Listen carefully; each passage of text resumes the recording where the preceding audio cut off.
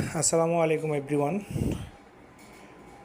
পটুয়াখালী কুয়াকাটা আপনাদের সাথে বিকালের মুহূর্তটা একটু শেয়ার করলাম। আসলে বিকালের মুহূর্তটা সকালের চেয়ে সম্পূর্ণ ভিন্ন। আর এখানে আরেকটা জিনিস না বললেই নয়, সেটা হলো যে ভ্যানে চড়া সমস্ত গাড়িগুলো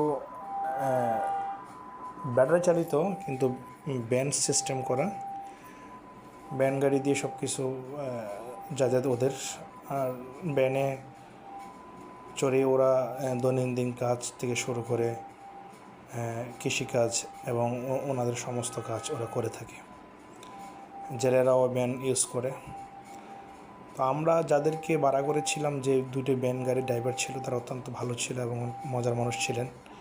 এবং আমরা যেই টাকা দিয়ে যে সময়ের জন্য আমরা ওনাদেরকে ঠিক করেছিলাম, তার চেয়ে বেশি আমরা করেছি, সময় পার করেছি, কিন্তু তারা টাকা পয়সা কোনো বেশি দাবি করেনি। তো আপনাদেরকে একটা কথা বলি, যে জায়গায় যাবেন টাকা পয়সা দরদাম ফিক্সড করে নেবেন।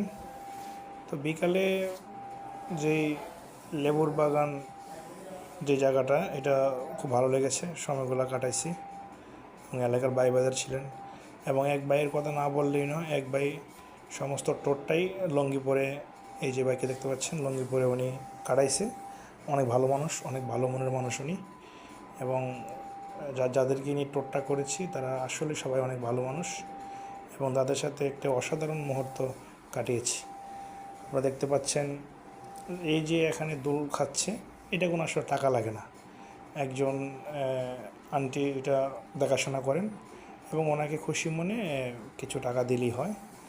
এই যে দেখতে পাচ্ছেন, সমুদ্রের পাশ গিয়ে এই যে বসার জায়গা করেছে।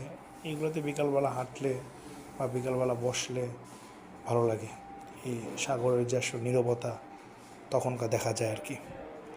সব কিছু মিলে ভালোই লাগে। আসলে বিষয়টা হলো, আমি কিন্তু কোনো প্রফেশনাল ব্লগার বা কোনো ইউটিউবার না। তো আমি আসলে মোটামুটি সবাই অবগত আছেন যে আমি ট্যুর করতে পছন্দ করি, আমি সফর করতে পছন্দ করি, আমি ঘুরতে পছন্দ করি, এবং ঘুরতে আমার ভালো লাগে। এবং আমি বাংলাদেশের অনেক জায়গায় গিয়েছি এবং সফর করেছি। এক কথায় এটা আমাদের কোরআনও আছে যে আল্লাহ নিজেই বলছেন যে সফর করো, দেখো আমার সৃষ্টি সম্পর্কে জানো। তো সকলে সফর করবেন এবং আল্লাহর সৃষ্টিটা কত সুন্দর উপভোগ করবেন, দেখবেন।